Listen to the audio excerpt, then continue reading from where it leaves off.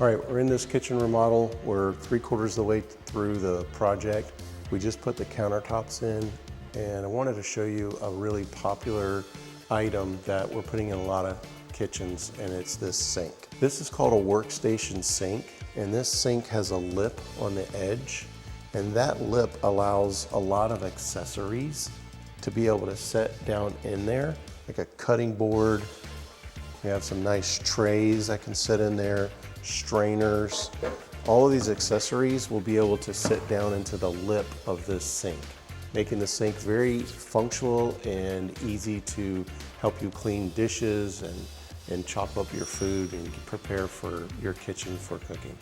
For more information on accessories and kitchen remodeling in general, go to tampakitchenandbath.com.